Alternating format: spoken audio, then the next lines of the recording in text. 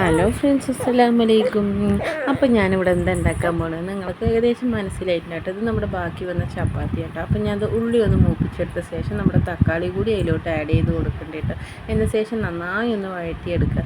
പിന്നെ നമ്മളെ പൊടികളായ ഗരം മസാലപ്പൊടി, മഞ്ഞൾപ്പൊടി, മല്ലിപ്പൊടി, മുളക് പൊടി ഇതൊക്കെയാണ് കേട്ടോ ഞാൻ ഇതിലോട്ട് ഇട്ട് കൊടുക്കുന്നത്. അപ്പോൾ എൻ്റെ ചാനൽ ആദ്യമായിട്ട് കാണുന്നവരുണ്ടെങ്കിൽ ഒന്ന് സപ്പോർട്ട് ചെയ്ത് സബ്സ്ക്രൈബ് ചെയ്ത് ആ ബെൽ ബട്ടണും കൂടി ഒന്ന് അമർത്തണം കേട്ടോ. പിന്നെ ഞാനിതിൽ എന്തൊക്കെയാണ് വേറെ എക്സ്ട്രാ ഒന്നും ആഡ് ചെയ്യണില്ല കേട്ടോ. രാവിലത്തെ കുറച്ച് കടലക്കറി ഉണ്ട്, അപ്പോൾ അത് നമ്മൾ വേസ്റ്റ് ആക്കാൻ പറ്റില്ലല്ലോ. അപ്പോൾ ഞാൻ ഫ്രിഡ്ജിലൊന്നും അത് വെക്കില്ല കേട്ടോ, തിളപ്പിച്ചിട്ട് പുറത്ത് തന്നെ വെക്കും കേട്ടോ. അപ്പോൾ പിന്നെ വലിയ കേടൊന്നും ഉണ്ടായില്ലല്ലോ. പിന്നെ ഇതാ നമ്മുടെ ഇഞ്ചി വെളുത്തുള്ളി പേസ്റ്റ്, കുറച്ച് സോയാ സോസ് ഒഴിച്ചിട്ട് ഞാനിത് ഈ പരുവത്തിലായി എടുക്കുന്ന സമയത്ത് നമ്മുടെ വേവിച്ച് വെച്ചൊരു 3 മുട്ടയുണ്ട് കേട്ടോ, അതുകൂടി ഇതിൽ ആഡ് ചെയ്ത് കൊടുത്തു കേട്ടോ.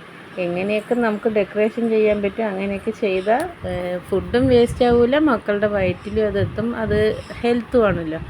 അപ്പോൾ നമ്മുടെ ചപ്പാത്തി ഇട്ട് കൊടുത്ത് പിന്നെ നമ്മൾ നേരത്തെ മാറ്റി വെച്ച ആ കടലക്കറിയും കൂടി ഇതിലൊഴിച്ച് കൊടുത്തിട്ട് അപ്പോൾ ഒരു കുതിർന്ന പോലെ ആവുമല്ലോ. പിന്നെ എല്ലാം പാടെ മിക്സ് ചെയ്തിട്ട് മിക്സ് ചെയ്ത് ഈ പരുവത്തിലാക്കി എടുത്തിട്ടുണ്ട് കേട്ടോ.